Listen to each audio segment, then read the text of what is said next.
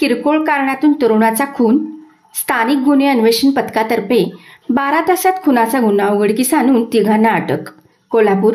शिरोळ तालुक्यातील कुरुंदवाड येथे झालेल्या किरकोळ कारणातून अक्षय दीपक चव्हाण वय 26 राहणार मजरेवाडी कुरुंदवाड याचा खून केल्याप्रकरणी आरोपी यश सुनील काळे वय 19 राहणार विठ्ठल मंदिर चौक कुरुंदवाड, अमन जमीर दानवाडे वय वर्ष 22 राहणार त्रिशूल चौक गाव भाग इचलकरंजी आणि श्रीजय बाबू बडसकर वय वर्ष 22 राहणार औरवाड तालुका शिरोळ या तिघांना स्थानिक गुन्हे अन्वेषण पथकाने 12 तासात खुनाचा गुन्हा उघडकीस आणून वरील नमूद केलेल्या आरोपींना अटक केली.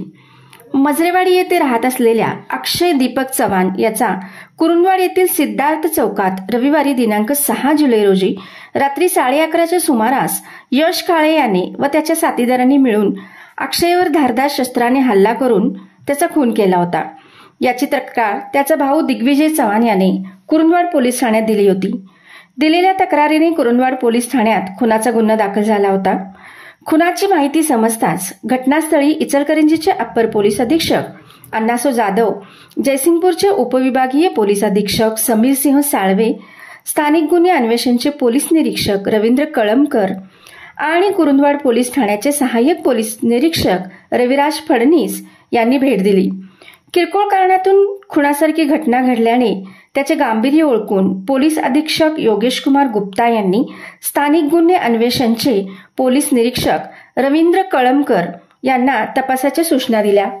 वरिष्ठांनी दिलेल्या सूचनेप्रमाणे पोलीस निरीक्षक रवींद्र कळमकर यांनी सहाय्यक पोलीस निरीक्षक जालिंदर जाधव आणि त्यांचे तपास पथक नेमून खुनाच्या गुन्ह्यातील आरोपींचा शोध घेण्याचे काम चालू केले असताना तपास पथकातील पोलीस अंमलदार संजय कुंभार व सागर माने यांना माहिती मिळाली की खुनातील आरोपी यश काळे आणि त्याचे साथीदार शिरोली MIDC परिसरात लपल्याची माहिती मिळाली. त्यांच्याकडे काळ्या रंगाची ACT IVHA गाडी असून गाडी नंबर MH11BQ 8269 ही गाडी शियेपाटा येथे निदर्शनास आली. पोलिसांनी सदर गाडीचा पाठलाग करून थांबविण्याचा प्रयत्न केला असता गाडीवरील तिघेजण गाडी सोडून पळून जाऊ लागले. त्यांना शितापीने पकडून ताब्यात घेऊन त्यांच्याकडे चौकशी केली असता आरोपी यश काळे याने मयत अक्षय चव्हाण याच्याशी रविवार दिनांक 5 जुलै रोजी एकमेकाकडे पाहिल्याच्या कारणातून त्यांच्यात वाद झाला होता. त्यावेळी अक्षय याने यशला मारहाण केली होती. याचा राग धरून यश काळे आणि त्याच्या साथीदारांनी मिळून अक्षय चव्हाण याच्यावर धारदार शस्त्राने वार केल्याचे सांगितले जाते. या तिघांना कुरुंदवाड पोलिसांच्या ताब्यात देण्यात आले आहे. पुढील तपास कुरुंदवाड पोलीस करीत आहेत.